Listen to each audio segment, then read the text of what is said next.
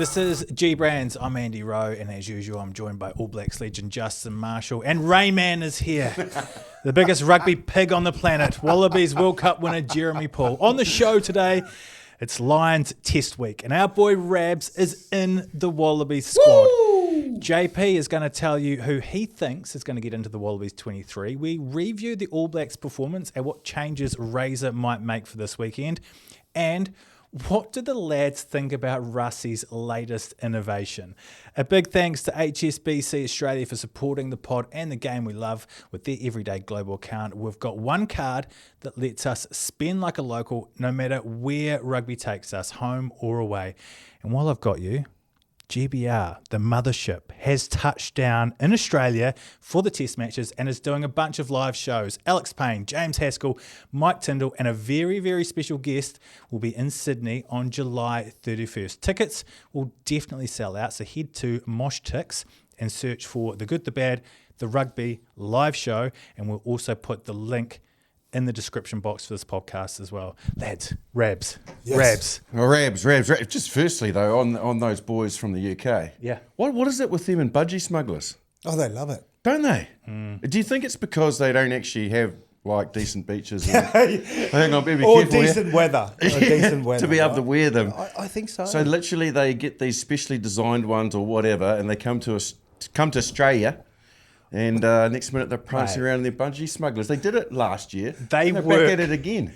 They get their bodies, they get their rigs in order just for one promo a year. So they can get into They're off to the groom room. Actually, Haas looks fantastic. Always does. I'm actually really excited. I'm in the live show in Brisbane. Couldn't make the one in Sydney. I was doing the classics. Been training, getting ready.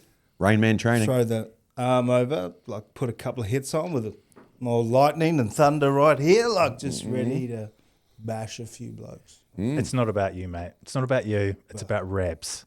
Oh yeah, How that's good, right, we're mate. talking How about good. Raps. Like, obviously we're a bit of a fan. It'd be fair to say, the three of us, aren't we? Fans, plural.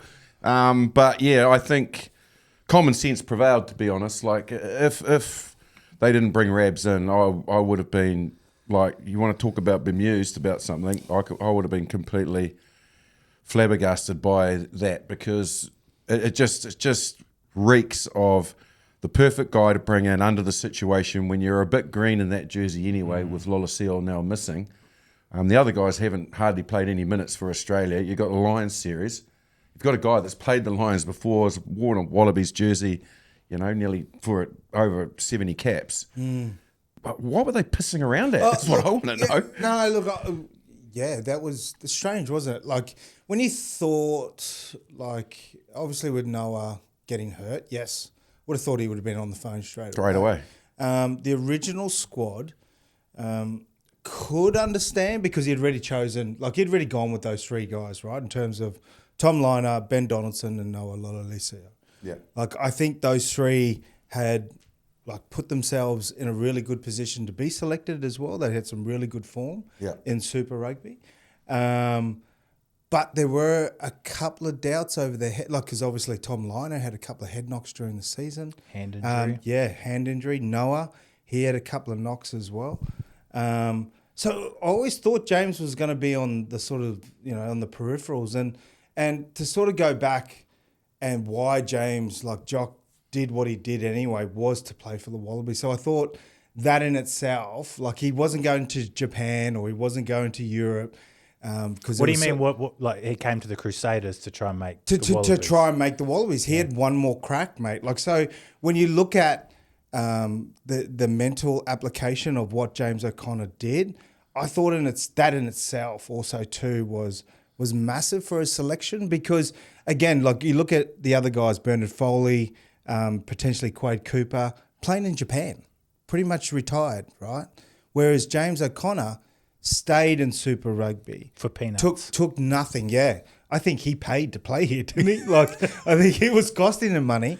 But with the vision to play for the Wallabies in the British and Irish Lions test. And I think when you have players that are mentally applying themselves in that direction, like I think that it's an easy choice, right, with regards to putting him in the squad. So yeah, I'm just super rapt for him too, man. Like because we've been talking, right? How were you? How were you when you saw the announcement? It gave me goosebumps. Like we did a reel, where we were speaking on the couch right in our first episode, and we were like, and he was telling us like, you know, if we're playing, and I think I said, look, if you win a Super, if they win again, not thinking that the Crusaders were going to win again. You're just hoping, yeah. And then lo and behold, man, they win Super Rugby, and there's an injury, and he then gets chosen. I think it's serendipitous. I think he's meant to be there. I think he played it really well too, like on and off the field. You know, he made it very well aware to the public and to everybody that there was a goal of his. But he knew the expectation levels, you know, that yes, he's the not reality. 21 anymore. He is 34. But he wanted to show that he was motivated, and he always said right from the start, if I play well and I'm good enough, I certainly have the ambition to play, and I'm motivated to do that. And if they select me, then I know I've earned it.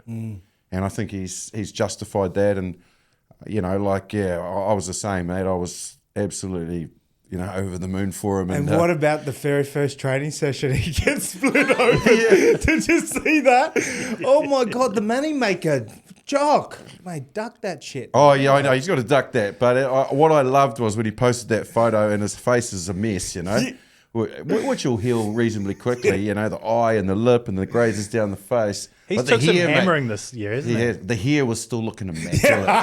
Oh, mate. The hair didn't take any punishment. Imagine if like a big tough got ripped out and like was still on the field, he'd be devastated. And the big split watermelon, right? The big smile. Like I don't think they've been I don't think they've been able to wipe the smile off his face. Like when he got back to a text of mine, I was like, mate, this is just unbelievable. He said it's just a crazy 48 hours for him. Right? Because when he didn't think he had made the squad either, because the other players had already got given their phone call. And actually, quickly, like to personally for myself, like to thank the Wallaby coaching staff and team management. They actually asked old Wallaby legends to write personalised letters for the players.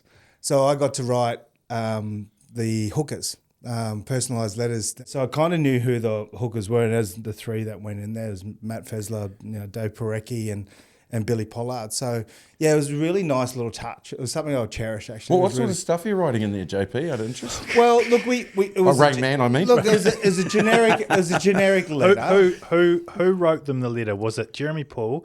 Was it Rain Man? Or was it Ming the Merciless? Mate, there was a little bit of Ming. A little bit of everything in there as well. A little bit of Ming the Merciless. there was a lot about celebrating afterwards. No. It was a standardised letter, and then we got to write something personal to that person, and like obviously not War and Peace, but yeah, look, it was a nice little touch, nice little honour.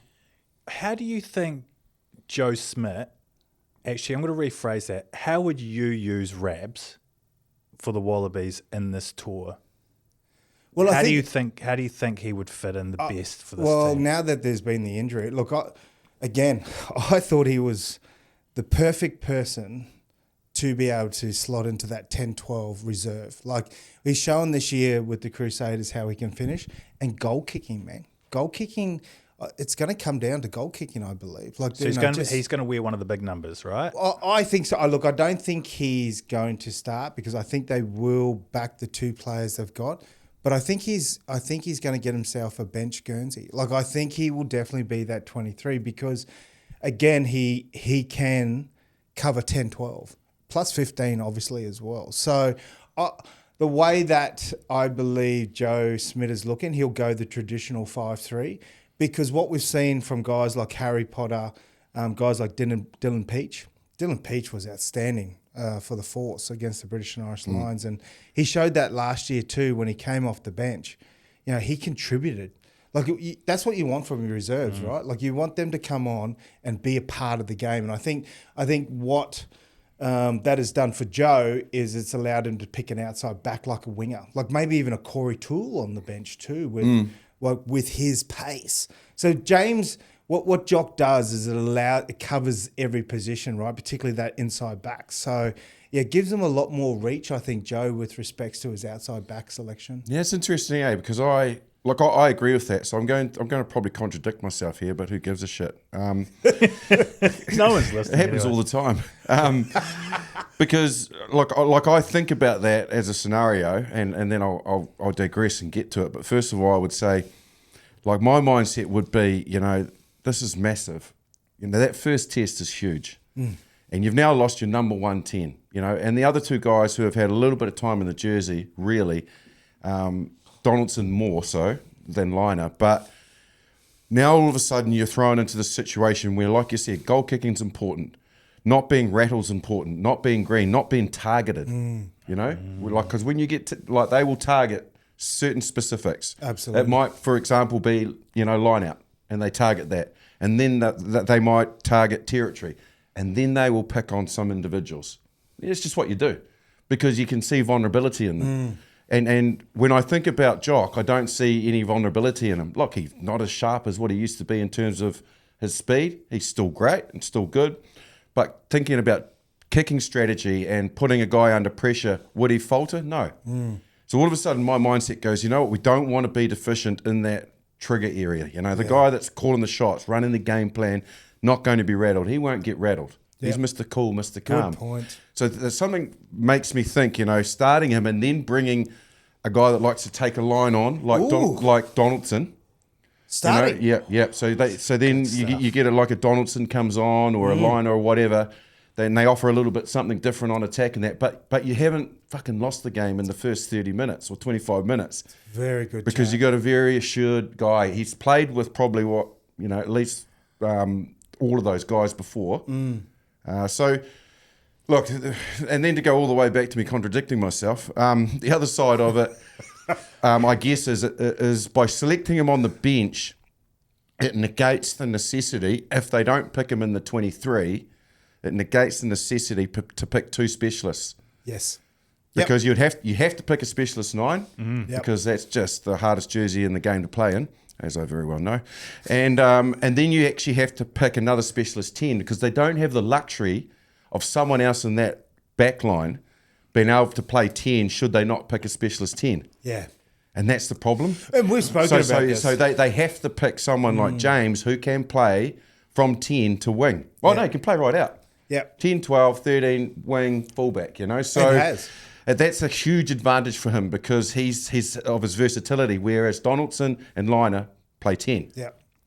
And so if you put them on the bench, you then can only pick one other back that can play across the back line. But the thing for me, it's great You like chat. that chat? Yeah, it's awesome. I don't know where my head's My at. work here is done. Mike's down. I was late.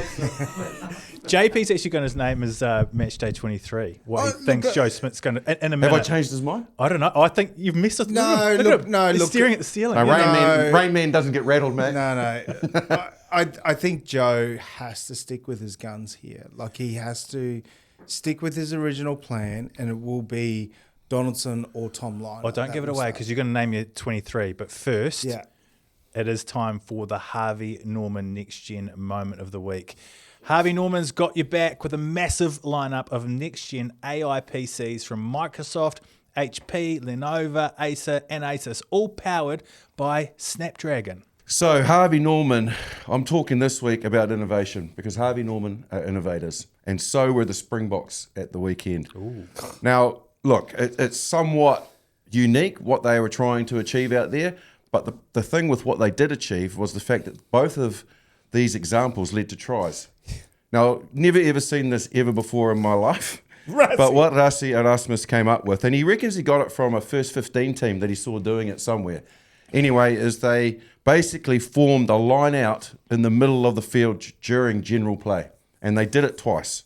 So they basically went to a breakdown, and this is innovation to be fair, and then they passed it to the lock, who had two lifters on him. So they had him up in the air, and then he came down and they formulated a maul.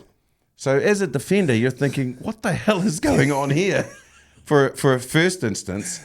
And the unique thing about it is in the first one, the maul got brought to the ground, but what it had done is sucked all the defenders in. I think there was Williams then made a run, hit centre, he bumped a couple off and scored. Yes. And then they did it in the second half as well. Same thing, 5 metres from the line, they threw the lock up, two lifters on him, and then they formulated driving maul, and crashed over and scored. Now look, that's out the box. It's crazy. We've seen some stuff go on before in the rugby field, but to have a line out during general play, like that is next level. So, look, when you think about it, that is transforming the game, like Harvey Norman does, mate. Transforming the game, just like the new generation of the AI PCs is transforming the way we live, work and create with tools that organise, communicate and generate faster than ever. Next gen AI PCs are here to change the game. Head to your local Harvey Norman and experience the revolution yourself. This is exciting. JP, you had your match day 23 when you walked in the door today. Marshy has thrown spanners at your works. No, it's still same. Oh, is it? No, it's still the same. You're not rattled by that? No, not at all. Look, Joe has to stick with his original plan. Well, no, he doesn't. No, His original plan has to have changed because he's lost his key playmaker. No, I know, but look, he's got to show faith within those players that he's developed. And I think Ben Donaldson will get the nod because we didn't see Tom Liner go back to the Queensland Reds as well. Like, is he still under an injury cloud? Maybe with his head. He did get a couple of knocks this year, man. Like, and we haven't seen him. Like, we haven't seen anything about him. So give us your 23. Come on. My 23. For the Wallabies. Like rattle from 1 to 23. You want me to go? Bang. First test against the Lions. Well, 2025, the Wallabies at Brisbane, where they've never beaten the Lions. 8 from 8. Yeah. I know. I was part of that loss too in Brisbane, 2001. Look, got to go back to Bell. I think Angus Bell is world class. Look, I think you need his hit ups. I think Billy Pollard will start at hook. I think Dave Parecki will be injured. He did leave Fiji.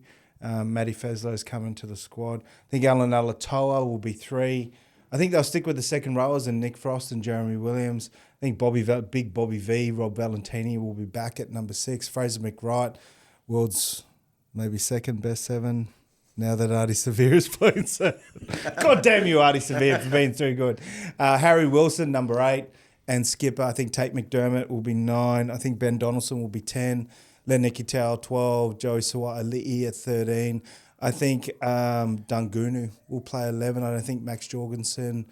I think he'll be on the bench. I think it'll be Dungunu and Harry Potter with Tom Wright at 15.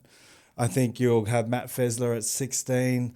I think James Slipper and Big Talanea Tupu. I think Big Tonga Thor will win back. Friend of the show. Yeah, look, I think he'll get back. I think he did enough against the Tars. Tom Hooper will be the second row replacement. I think Carlo Tazzano will be the back row replacement.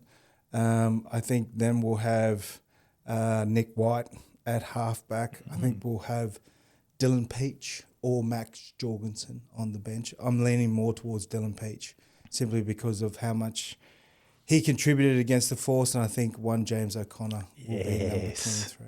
God, It's my 23. That's a good side. That's good. I agree with all the forwards. Can I quickly throw out my backline? Yeah. Go on. Just for shits and giggles? Yes. I'd go for McDermott, Jock, Paisami, Ikitau, Wright on the wing, Potter on the other wing, and Joseph Soali'i at fullback. Oh, you dirty Marshy, bastard. That's greedy. I That's love horrible. that. So I just feel with that with Tom Wright on the wing, you just got that different type of threat. He can play fullback. He's good under the high ball.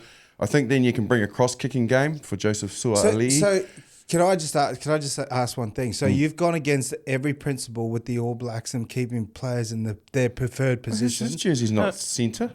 No, hold on. Joseph Tom Wright is a Sua'ali'i. 15, right? yeah. Like so you've taken, he's played so wing. you've taken Will Jordan from 15 to winger. That's what you're doing. Yeah, he played a pretty good fist of it, didn't he? Will Jordan? Mate, you cannot be like screaming black and blue about keeping players in their fucking position and then you move I them. know that he's played winger in the past, and I just feel that this that back line, if you think about that back line, you put Sua'ali'i that's got on the massive wing. threats. And I like the way Paisami played against him. Man, he was just, he generates punch. Ikitau has got a different type of punch, but I think as a centre combination, they just work really, really well. Yeah. And what I noticed in that Lions game, in the Fijian game with Sua'ali'i, they really jammed in on him, Fiji. They just cut his time and space. At fullback, you create your own time and space. You've got plenty of room to move. You can inject yourself into the game.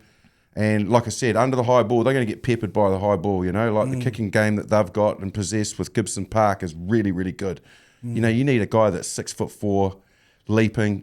Tom Wright's great under the high ball as well. So then you've got two guys really competent, and Potter's tall too. That is a back three.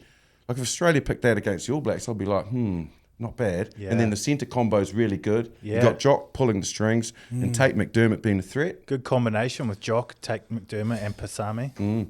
Yeah, look, I think Hunter was outstanding as well. I get for the Reds. I love that that face ball he does, right? That blocker ball that he can do. Like he can either go short off his side, or he can actually. He's one of those players that can go deep into the line, right, and pull back, and it really. It drags, it pulls that shoulders in, right, of that outside defender. So he creates a lot for the 10 as well. No, absolutely, right. But I feel that Tom Wright offers more than Hunter Paisami. So to have Len Nikitel on the field, because he's arguably one of Australia's best backs this year in Super Rugby. Joseph Suaalii needs to be on the field, and obviously Tom Wright. So to have the three of them. If you were looking at that, I'd probably put Suaalii on the wing rather than shift Tom Wright from fullback. Only because to me he's like one of the mate, I'm with you. Keep players in their positions that they're actually designed to play. And I think Tom Wright as a fullback, man, I think he's just what he offers. I think if we can just get that balance in the back three. Hence why I like Dungunu better than sort of Max Jorgensen, only because I think Dungunu's work rate, man, has just, God, he works hard. And he's very hard over the ball too. So he's one of those wingers that will come off his wing, very similar to your Mark Taliers, your Sevu Reece, will get stuck in the middle there and he'll chase. So interesting, you start with Jock, interesting. I just can't see Joe Schmidt doing it. He struggled to put Jock in the squad, let alone to start. Well, hang on then. So the team that you named, is that your team that you would like to see play the Lions? Because that's my team. Or is that the team that you think Joe Schmidt is going to pick? That's the team I think Joe Schmidt will pick. It's not the team that I think. Well, you want to do, though, JP, is you want to pick the team that you think will beat the Lions. Well, not what Joe Schmidt thinks, because it's your head that's on the chopping block here, mate. Do you know what I mean? I would start with that. I'm happy with that side, and not to, because Jock hasn't been there for the last 18 to 24 months, right? And with Ben Donaldson at 10, what I did like in that first test over in Argentina when they won last year is the second game they had that massive capitulation, right? Where they 50 points in 30 minutes or something, which I think Ben Donaldson unfairly got sort of coupled in that and he got dropped. But I thought leading up to that, I thought he was very good in terms of attack. He was taking really good options. His decision-making was excellent. But I think we're also, too, we haven't seen Tate McDermott at 9. Here we have a running halfback. Yay! We saw this, man, with the British and Irish Lions, right? Any halfbacks that have been running have been killing it. Absolutely killing it. Same, mate. Same with Cam Roigard. My God. When and it's as though we've seen this sudden burst of now halfbacks running in the last 2 to 3 weeks. Where have they been? I love a running halfback. I think the best test sides in the world are running halfback. So I think now with your choice at 10 as well, I think now having someone like Tate McDermott on the inside, because we're always talking about taking pressure off the 10, right? There's one way to take pressure off is having far more snipes from the 9 as well as far more little passes, little ball interchanging between the forwards. We're going to talk about the Lions shortly, but you're mentioning running halfbacks, so it's probably a good time to segue into the All Blacks and start with their first try. What an amazing try. What an amazing try. When we talk about innovation, we talk about about Harvey Norman. Yes, we think of Harvey Norman instantly, right, with innovation. But when you go back to like the 70s and 80s, remember the old wall? They used to have the old tap moves, and you saw players. Mate, I used to do the wall with the All Blacks. Correct, right? Like, and they'd run around. In the 70s. It's making me feel real old. Remember the old ball up the jersey and all this sort of stuff? Like, the way that the All Blacks sold that first try was, and again, Artie Severe, world's best seven, is the way he is injecting himself now into games, and the way that the ball is just gravitating to him. Like, you can't get him out of the game, right? Like, and I think, he played a major part in that first try. Like, everyone came out, sold it, but that ability, that little quick no look to Cam Roygaard. And it's just smart as well at the front, because you see that a lot. Like, the French actually did it to the All Blacks, but they lifted. And then threw back down to the hooker, which you see a lot. That happens, like lift at the front, then straight back to the hooker. And you see it a bit. You can even do it from two. You have to be tight at two, like second jumper, two, moving forward and then banging it straight back. But I think the fact that they just did it with no lift, it's just straight from hooker, boom, bang, transfers as well. They'd obviously thought about the fact that, we think the French might compete, or if they're not, they're going to be thinking about line out more, so they're going to probably protect that sort of middle part, try and they just like the innovation, but also the thought process that went into it and what they learnt from the first test. They didn't really need to pivot too much because they had 100% line out in the first test. Correct, right? But yet they were still prepared to gamble in good areas. That was a good area, just inside the 22. Hadn't been in there much. And bang, they pull off something like that. But that's your first reaction, though, too, right? As a defending pack, is you're thinking more, like more, right? Like, so, and particularly that early in the game, like, you want to get your dominance. Like, don't bring your rolling more shit here. Like, do you know what I mean? As a forward pack, you want to get onto them. So I think they were a bit overzealous too, like the French defense. They weren't expecting like a little bit of trickery from the ABs, and but they sold it perfectly, right? Like, they're just and when you look at someone like an Artie Severe, who's just in the middle of everything, like, it just happened to be him throw the pass to. Come on. Well, what changes do you think we'll see from Razor for the final week? I think probably to answer this in two ways once again, because my personal preference is not many, unless they're necessary. But that's not in reality exactly what he might do. And he had said right from the start that he's looking to give everybody game time. So I don't feel that. I think we're improving from week to week, which showed obviously in the scoreline, but equally the opposition made significant changes. 10 changes, and they were different, like and they weren't as clinical as the team in Dunedin. And then they brought those guys on, 5 of them all at once in the second half. They all came on like a bomb squad situation, and the French got more resilient and tougher. So it kind of changed the dynamic of the game. So I kind of think it's like, well, how do you work out that first half? Was it us being that much better, or was it the fact that the French were a lot poorer because they'd made so many changes and the combos weren't working? But it segues me into combos. I feel that we are on the improve, and I saw the real semblance of the way they want to play and game plan in shape and what they're trying to achieve.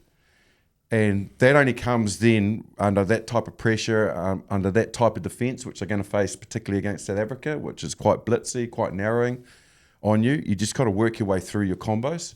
Like 12 and 13 got to work together, 9 and 10 got to understand areas. I thought Barrett and Roygaard's kicking strategy in the second test was shitloads better than the first. But they were wiser.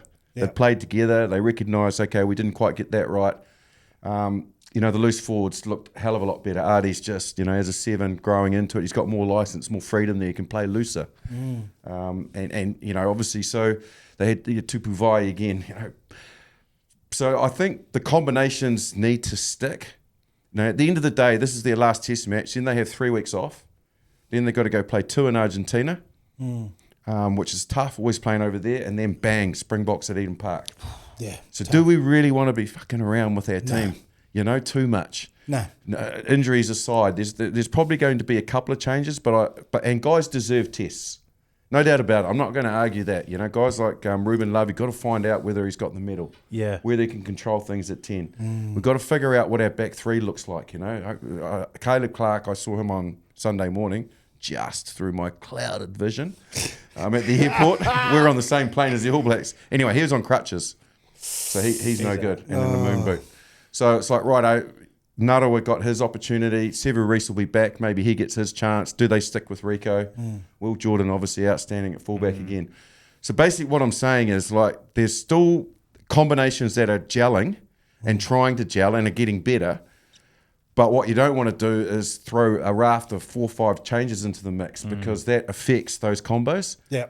I 100% agree with you, particularly for one reason, is because we saw this last year too, and Marshy, please, try and come up with an explanation here. But why is it with the All Blacks that 20 to 30 minutes after half time has been arguably the worst period for the All Blacks in the last 18 months? Yeah. Like there were games last year you didn't score any points. Yeah. And again, we saw on the weekend. And lost test matches. Yeah, and lost it. Like again, we saw on the weekend where halftime is almost the worst enemy of the All Blacks, right? Like we've been in games like where you just go, no, halftime, damn it. And you come out and you're a completely different side and you almost, God, that happened in the 04 final, remember? You guys came back and exactly. 7 points away. We were up 33-0 after 16 minutes. So I look at that and I go, well, okay, from Razor's point of view, I feel he has to go with his best team.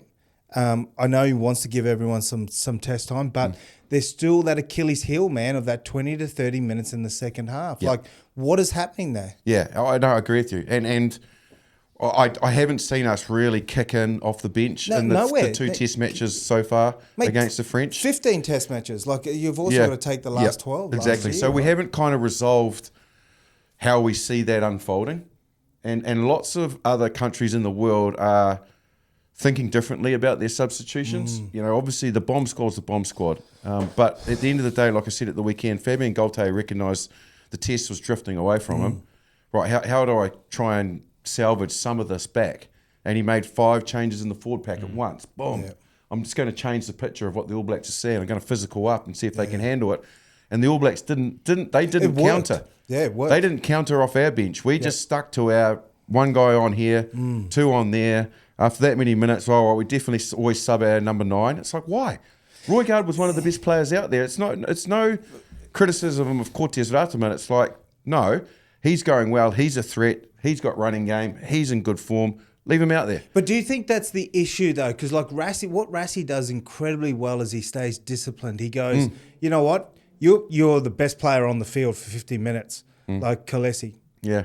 But you're coming off. Like, I'm pulling you off. Like, do you know what I mean? Like, here you're sort of saying Cam Roygaard's one of the best players. Yeah. But Rassie has to be disciplined in his choices, right? Like, he can't go, oh, no, he's playing too well now. Like, and just leaves him on for that little bit and changes his game plan. Like, I think it's the discipline of the coaches to stick to their game plan. And I think that's what Rassie does incredibly well. Yeah, see, like I would counter with, I think he gets a feel for the way the game's trending and he pulls the trigger when he needs to. I saw him pull the trigger in a test match, not the last time the All Blacks were there. I think it was a year before when they played them. Rassie did, yeah. And the All Blacks won at Ellis Park after getting pumped in Nelspruit the week before. And he changed his front row before half-time. That's right. Because they were gassed. Yes. The All Blacks, the way they were playing, were absolutely running all over them. They were running from inside there. And both props were gassed. So he just went, you know what?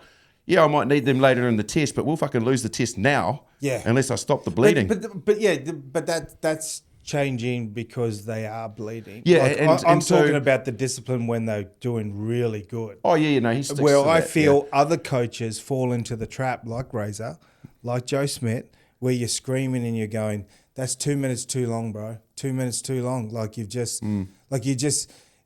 see the discipline, mate. Like you can see, like you even question sometimes when Rassie does it, right? Where he brings on the bomb squad and you go, mate, like Faf de Klerk was playing so well. Or that 10 with Bill, like Pollard's playing so well. Like why are you taking him off? Discipline. Well, I guess my whole point in all of this, to make people who are listening and watching think about it is, we don't kind of change our structure really when it comes to our reserves. And everybody talks about it being a 23 now.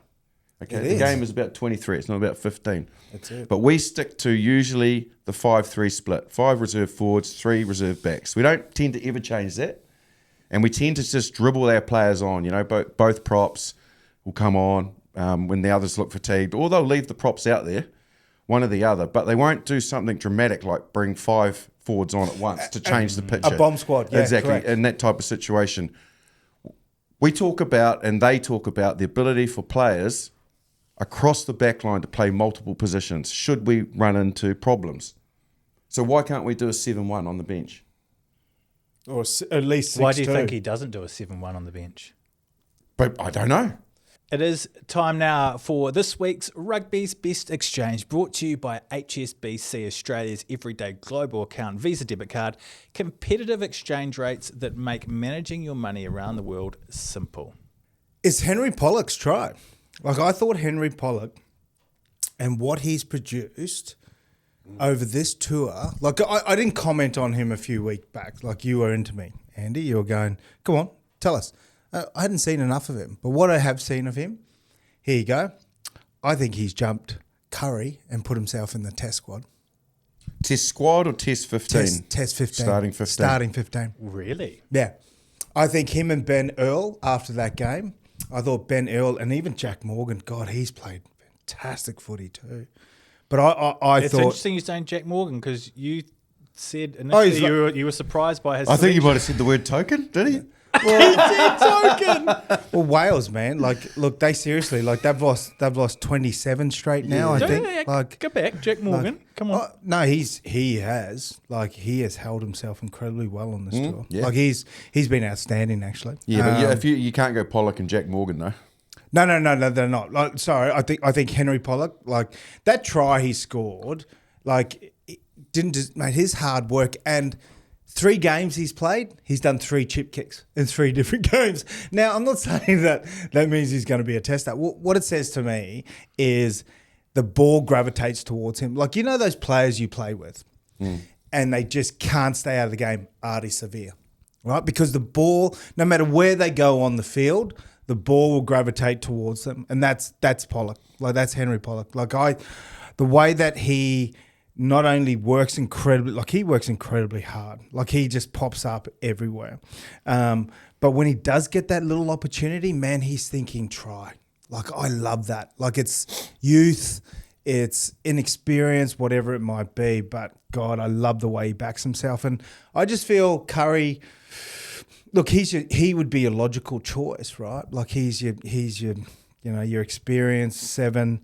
But I just feel that Pollock will bring you something, and Ben Earl too, like the two of them, with Chesham, like that big unit, the size of a mountain.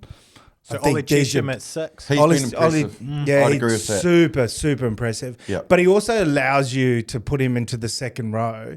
So I think it'll be a Toje and McCarthy, right? Like, so one of those, like, obviously I think McCarthy will come off because of Toje being the captain. You never know. But it allows that Chesham to go into the second row. So that allows you to carry Tom Curry on the bench with maybe Van der Vleer, or maybe a Jack Morgan. Van der Vleer, you think that maybe he'll miss out on the 15? Well, 23? Yeah. I think for the expense of Henry Pollock. I think, look, because Pollock, he's been on the bench, right? Like, say, because the test team was the side pretty much that played against the Brumbies, right? But I think after that game against Australia and New Zealand, Ben Earl has now leapfrogged Conan. I think he will now play 8. I think Ben Earl is when you see a player as good a form as Ben Earl, you have to put him in the test team, man, like instantly. Like, the way that his pace, he generates speed and power. What you want from a number 8 is when it's static ball, get me over the advantage line. That was the great thing playing with Todai Cafu. Mate, here, there's a brick line. There's a brick wall, man. Like, you can't get past. Yeah, chuck you the ball, man. He's going to get over that advantage line every single time. So to add a comment to that then, and I agree with you. So You like those choices? I do, yeah. And I'd definitely, I would pick Pollock as well. The only question I probably would ask, He's exciting. is defensively, is he physical enough when you've got, You know how hard Harry Wilson runs. You know how hard Valentini runs, you know. When he's got those guys coming at him as a defender, you've seen enough from him that not a problem. He can chop them to the ground. And 100%, absolutely. Look, he's actually quite physical. I like the way he gets into the middle of it. Look, he could have scored 2 tries, actually. Mamapi held him up over the line as well. Their line speed, the Lions' line speed has been excellent this whole tour. Like when they knuckle down, get into their work, get into their craft, their line speed is. There's actually been from the stand. Is it legal? Well, look, there's been a lot of controversy in Australia where like the referees, like we believe that the Lions have been probably half a metre to a metre offside. Yeah. Like what? But look, if you can get away with it, man, in this day and age, That's not their fault. 100%. That's the It's the referees, man. officiating, yeah. But their line speed has been phenomenal. Yeah, I think we're on the same page here, Yep, man. Like yep. I think Ben Earl at 8, I think Henry Pollock at 7, and Big Chesham at 6. Like I think that's a well balanced back row. That's a wrap on today's Rugby's Best Exchange. Thanks to HSBC Australia and their everyday global account Visa debit cards. Score some wins with your money with one account and multiple currencies, so you're good to go. The Australia-New Zealand Invitational 15 against the Lions, 48-zip. I've got it. Oh, man, do you want to talk about deflated? Yeah. I think it was one of the it was definitely, I don't think, definitely one of the games everybody with the calibre of player that could be picked and to a degree the calibre of player that was picked, that everyone was looking forward to, and probably the one game that was going to cause the Lions some real issues, if not a loss, their first loss in Australia. And it was anything but. It was a convincing, well-orchestrated victory from the Lions. Fair play to them, fair play to their Andy Farrell, the coaching staff, the players. They approached that game in the right manner. They completely shut the door after 5 minutes of that game and continued on in that vein. Excellent. They didn't allow any of those X-Factor players to operate. They didn't really even concede line breaks, let alone tries. They blobbed them. Yeah, who gets held to nil in the modern game in a kind of Nobody. barbarian-style fixture? And it was, look, if you're a Lions fan, like massively happy. Outstanding execution Incredible. of everything on the day. If you are an Anzac, you're pissed off because they didn't deliver. You're filthy. Yeah. They only finalised the squad like the week of the Test match. Yeah, but we're talking But this could have been. It was one of the most exciting fixtures that we've been talking about this for a couple of years. The Anzac team, what it could be. Who could have played? I know you can't pick the All Blacks or the Wallabies, but there's so many expats that you could choose from and bring in for this that are ineligible to play for the All Blacks or the Wallabies. There's so many, and then they go and run that shitty jumper out. Like, what the hell was that from the 19? That was 20 years ago, wasn't it? Two things. Look, there's this. Don't defend it. No, I'm not defending it. Like the first thing is the jersey. Personally, I was talking to this funny guy on social media, Tups. Big following.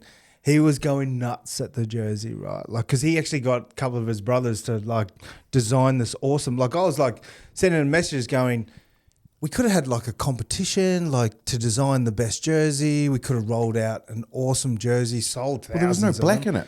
Well, Really? that's what I'm saying. Like there was, they actually look like toll. Like they look like one of those workers from like the delivery people, right? Like the toll people. There will be no packages being delivered to correct. Ming the Merciless's house now. no, Once Toll hears this for the just- next month. We just missed out on a really good opportunity there, right? Like to sell some really good jerseys. But look, I also think too in terms of selection. Like, I'm sorry, but the Japanese comp, like, I'm sorry. Like, you can't come back and play at this level. Like, Japanese comp, you go to Japan, you literally are going there to retire. Like, you can't come back to international footy. It's a whole new show. But look, I just felt like we missed an opportunity there too to play like a lot of young kids. Like, mate, we would have got far more traction out of putting a heap of young guys from New Zealand. Heap of young guys. Super Rugby players? Super Rugby Yeah, players. I agree. Mate. I agree. Super Rugby players. You just Like, wonder mentally whether those guys were quite there. They were happy to be there. Like a guy like David Harvey played really well, you know. At the end of the David day, Harvey, he look, tried his bloody nuts off in that game. How he's not in And All others Blacks could side. hold their head up. Yeah. Oh, mate. Lucan was amazing, was he? Solid He's been solid for 2 games, man, for the Queen. He smashes people. I don't know if you saw him murmuring under his breath, right? Like, Yes. come on, He was, Yeah, man. He was going them, right? Like He was. I love that about him. And he would be filthy not being in the Wallaby side. Why isn't he in the Wallabies? Don't know, right? Like, look, Will Skilton, I suppose they're similar players, like big bodies. Like, you never know, man. Will Skilton might get a chance here too, like, because he's such a big body. But yeah, Lucan Solakailoto, like, wow. Like, he really stood up, didn't he? And I think a lot of them didn't play poorly, but it's more that they were just off the pace of what the Lions were doing, you know, and that's, like you say, conducive to the variant of different competitions they're all playing in and where they're coming from. Yep. And, you know, the tempo, the speed, the physicality was just something that they just looked off on. And it hit them smack in the face real quick. Yeah. And they couldn't Real adapt, and they quick. couldn't adjust. Yeah. They just didn't have, you know, some guys like Harvey and Stevenson and co and Solokai Lotto have been playing Super Rugby, you know, but at the end of the day, the mix of the Lions having been together for that amount of time, the games have already played against the Super Rugby franchises and all that. A lot of their players played well, but the centres played well. It was excellent. Owen Farrell. Oh, yes, actually the centres, right? Like, so you obviously had the Scottish pairing, and then you had the test selection in terms of Bundy Aki at 12 there. In the Brumbies game, On the Brumbies on the Wednesday. So who are you leaning? Yeah, I know, because they played well. That Hugh Jones He's been he outstanding. played really well. Hasn't he been outstanding at 13? But Him and Tuipulotu playing together, they are some combination. Yeah, eh? they play well together. They are some Combos, boys. Oh, there we go. Eh? yeah, but the That's it, they're either 12-13, gonna no, but the Irish 12-13, man, like they in themselves. Yeah, played- Ringrose and Bundy. Ringrose was excellent against the Brumbies, like Yep. on I agree that with Wednesday that. as Yeah. well. So it's a flip of a And coin. Farrell knows them well. But that's, I suppose, I think Russell, you'd have to think Gibson Parker's going to be 9, but even like you'd have to say the 9s, man. Even like White, who's just come into the. Mitchell's playing well too. Oh, Mitchell, he's been outstanding. He was outstanding. Who is your against the midfield? Wallabies. Are you going Scotland or are you going Ireland? Oh, Because it's going to be one or two. Scotland or Ireland. I've got to go Ireland because I think he'll go Ireland I because think he he'll just go knows Ireland. the type of game plan he wants to. I think Bundy Arkey is a big. Yeah. He's a leader within that side. I actually think. Well, why couldn't he Owen go Farrell- Bundy Aki and Hugh Jones though? They have played together on this tour, Well, there's a chance, but they didn't really click like. There you go. nah. But it doesn't mean that they won't in a bloody test match against Australia. Yeah, I said this weeks ago, man. I think you're gonna stick with combos for this first test. What you mean, like Yeah, James O'Connor and Hunter Paisami? not for the Wallabies. And Tate for the Lions. McDermott? Not for the Lions. That's a combo that's quite familiar. It is. I know we touched on it earlier with the Springboks for the innovation, for the Harvey Norman innovation, but they were impressive. It feels like they've gone up a gear as well. Yeah, I know it's Italy and South Africa. I know they're impressive. Like they just look like a juggernaut at the moment. Like they have the ability to tweak their team a little bit, but you know a lot of what they are doing is at tempo. It's with physicality. Yes, they've got the innovations. Like imagine being that Italy 4-pack, Italian 4-pack. Did you see the kickoff? I know that, but imagine that. Like as a front rower, You know they kicked it a off. former front rower, but about to play again. Can you imagine what it's like? They do it on purpose because they want to scrum you. Yes, mate. And you're going, and then Mate. they literally capitulate you scrum. It's like, I sent this to Andy. I sent him a go, mate. This is it was very reminiscent of the old French days, like back in the early 90s, late 70s, when the travelling French team, right, in club footy, they'd drink half a bottle to a bottle of red wine. A few of the boys that went over, like one of the ex-Brumbies players that I used to play with, Marco Caputo, back in 98, I think he went to 98, 99, went to France, went and played over there. Came back and we caught up for him with dinner. And he was telling us a story about like when he was playing, they were travelling and the forward pack on the bus of the day of the game drank 3/4 to a bottle of red wine each before the game, mate. Before the game, because the first scrum was going to be like fireworks. Like they actually literally purposely kick it out on the full so they can scrummage the very first play of the game. Like no kickoff, just scrum.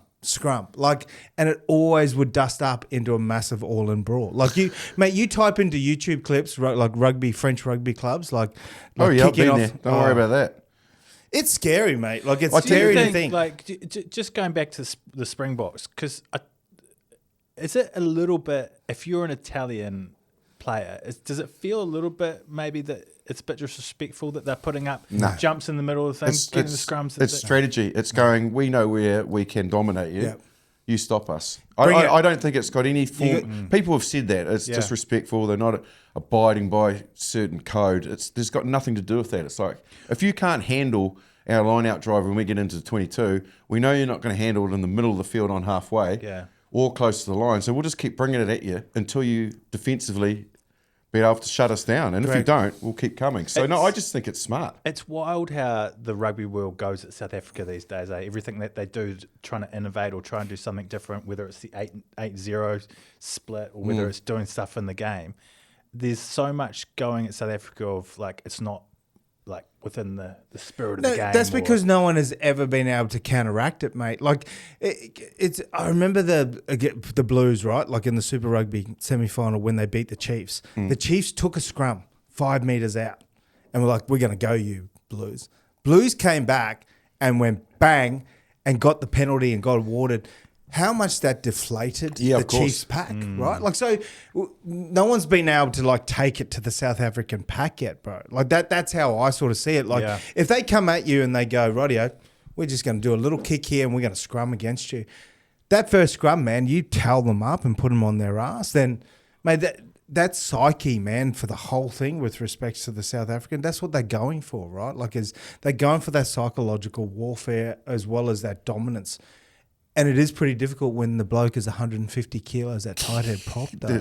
Like their scrummaging, man, is out, and you're gonna play to your strengths though too, right? Like it's smart footy as well. Like, mate, at the end of the day, that's what you do love about the Springboks, because now they're not just about scrum and line out. They can go wide. They can get to the extremities too, right? Like they can go set piece.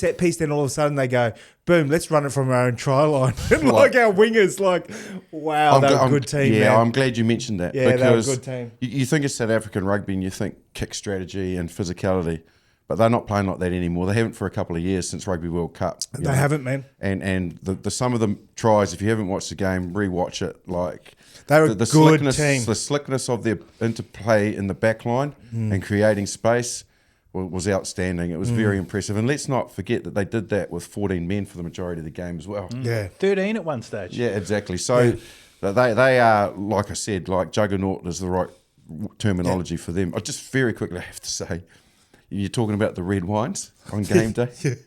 My first ever game in France for Montpellier, I've been training. I got injured early, so I didn't play the first 2 or 3. So it was my first game, and it was an away game. And I remember it very vividly. We're playing in Paris against Stade Francais. And we went along to the night before. And then on game day, I turned up for the pre-match meal. So this is my first experience in being involved in a game day situation with a French club. Up until then, I hadn't really experienced it.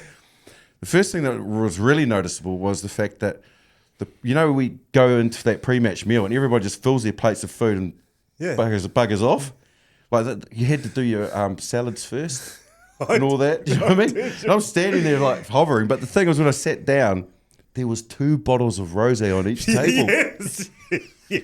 And so I'm strolling in there, mate. I'm in my 30s. It's crazy, mate. And I'm thinking, fuck, that's tempting. And I'm thinking, this is my first game. Am I cracking that open or what? So I did. I freaking had half a glass of rosé while I was having my pre-match meal. I've never, ever seen that before in my life. It's crazy, isn't it? That's crazy, man. Like when like some of the stories like you heard from like particularly those early days, man, like particularly when a lot of the boys went and played in the second division, like in the late 90s, early 2000s. Yeah, because this team had just come from second div, Montpellier then. Yep. So it was 2008. It's so been they, too long, they was still trying. had some old school protocols about them. And Smoking at half time. that was the other thing. That was the very first training run when we were getting a description in total French. So I'm sitting there like a muppet. Only half. I learnt quickly that a ballon was a ball, and then a melee was a scrum, and that sort of thing. Jouet. Yeah. And then so we're halfway through the meeting, and I'm like just trying to work out what's being said and the strategy for the year, and then all of a sudden it's like ça va, and everybody stands up and walks out. And I'm still sat in my chair and I'm like, where's everyone gone? Because it didn't feel like there's still stuff on the projector screen. And I was like, fuck, okay. So I went walking down and what they called was a coffee stop and coffee and durries. Coffee and durries. So everyone was having a coffee, like the espressos, and then there was about 10 of them out there having a smoke in the courtyard. I'm like, wow. French rugby. Yeah. Well, there won't be many cigarettes and coffee breaks this weekend for the Wallabies, mate. 8-0 they've in Brisbane against the Lions. They, in 8 attempts to beat the Lions at Brisbane, Australian home soil, Have successfully failed. have successfully failed. It's a crazy stat, isn't it? It's Yeah. a crazy stat. What a stadium, though, Suncorp Stadium. Yeah, but I get playing the there. feeling that the Wallabies actually tend to play quite well at Suncorp, but the stats don't back it up. Like, I've played there and always a tough nut to crack there and put in good performances. But against the Lions, it's different, mate. Does that make you a bit nervous? Or who looks at history, eh? It's about the now. Don't care about history, mate. Yeah, Like about if Maybe we're you should at 8-0. well, no. If we're thinking about history, like then new side, mate. New side, new vision, everything about the Wallabies and this tour. Like there's been a lot more pressure on the Lions with this tour, actually. Like in terms of their press, their media, still bashing them up about not being dominant. Yet they've won every game, barring obviously the Pumas game. Can we talk about what it's like playing at Suncorp? Because I look at it on TV. I mean, you see State of Origin there, you see Brisbane playing there, the Broncos, you see the Reds playing there. The turf looks rubbish, but like what like the stadium itself is epic. Yep. Like what is Suncorp Stadium as a player? Look, there's the turf, because it's just overused. Like there's a number of teams that are using Suncorp. But what's it like as a player on that? Oh, as a player, because it's a rectangle stadium. Like it's like, as you would notice in Australia, we have a lot of oval pitches like the MCG. Like I actually played the British and Irish Lions at the Gabba, which is where the home of AFL. Like that was a massive oval stadium as well, but it was the biggest one in Brisbane at the time. When they built Suncorp Stadium in the early 2000s, it gave the rectangle codes in terms of rugby league, soccer, and rugby union the ability for the crowd to be right on top of you. So, we had some wonderful Bledisloe Cup games there, and some wonderful Bledisloe Cup wins. Like we had the best win against South Africa there. I remember beating You them. won the Bledisloe Cup. I won it 5 times, but You've anyway. never mentioned that. Did you play with George Cregan? Oh, I did, mate. There's nothing I haven't won. But anyway, if we want to go into that. No, we don't. We're talking about the Lions. But we are Talk about talking the about Lions. the Lions. Talk about But Suncorp. no, look, Suncorp's just one of those stadiums where the audience is right on top of you. Like for a rectangular sport, it is one of the best grounds in Australia to play in. It'll be interesting, won't it, to see how many Lions supporters are there. Oh, there'll be Where 30,000. where they sit them, where they position them. Like on my first experience of playing the Lions, which was at the now demised Jade Stadium, was running out of that tunnel as a player for whatever number of people they had there, and I don't know the number. It felt like they had half or more of the stadium, and they might not have. But man, they can support their side, and they are They're passionate. the best supporters. They've been on the booze for most of the afternoon. The Scottish were there just with kilts on. It was fucking 2 degrees. Yes. Mate, Mate, I love just the kilts, Scots. shirts off.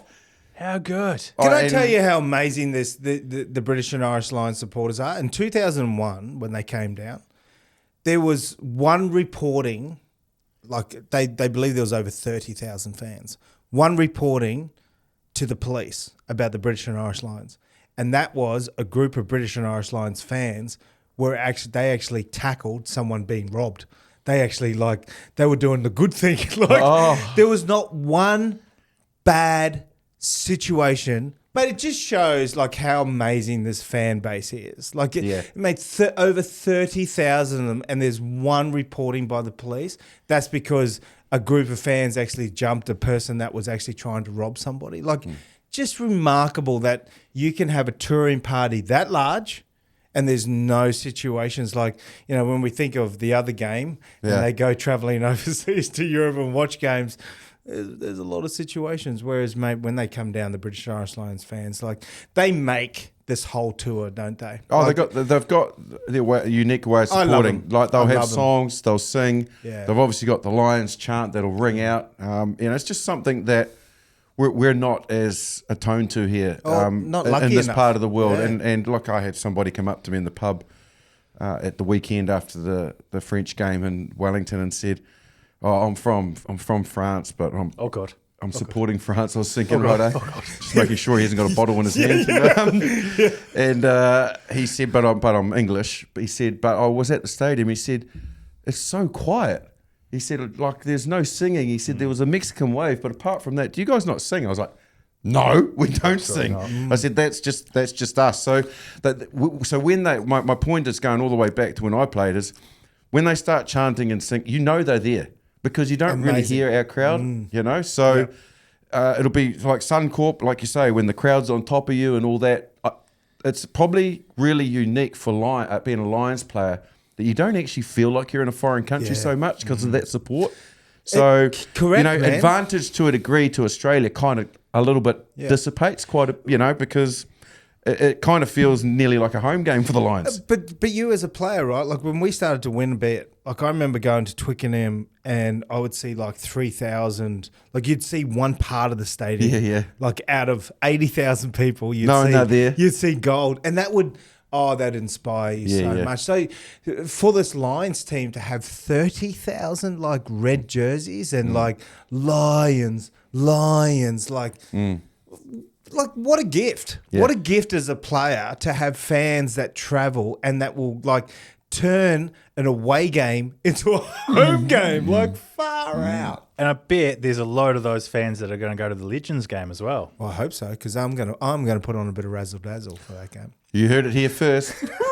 Rain Man is looking to rain some thunder on the Lions Legends. I think he said razzle dazzle. Mate, I think JP just. I am going to be. He called his shoulders something early in the show. What did you call them again? Your shoulders? And thunder. Lightning and thunder. No, I'm going to be the human lighthouse. I'm literally just going to stand there and look from left to right. Be a lot of the Bee Gees, point. You go there. You go that way. Yeah. Well, speaking of classics, actually. The All Black Classics are playing at the weekend as well. Oh, no, actually playing on Friday night at Eden Park against a Pacifica team. So, if you've got nothing to do, there's some great players playing in that for the Classic All Blacks and for the Pacifica team at Eden Park on Friday evening. Always entertaining, and the Classics kind of have evolved a bit where they've got still guys that are playing the game, but some that were like your Falmoinas and Tuiavas, that are playing for the Classics against what will be a very good Pacifica side. Coached by Stephen Donald for the first time Beaver. And in his entire life, the Beaver is coaching a team. No boots on, just a coaching cap. So, Friday night at Eden Park in Auckland. If you've got nothing to do, definitely go along and watch that. And don't forget to go and get your tickets for the GBR live show in Sydney on the 31st of July. Tickets will definitely sell out. Head to Moshtix and search The Good, The Bad and The Rugby live show. We'll also put the link in the description box for this podcast as well. Thank you very much for listening or watching. Enjoy your rugby this weekend and we'll be back again next week.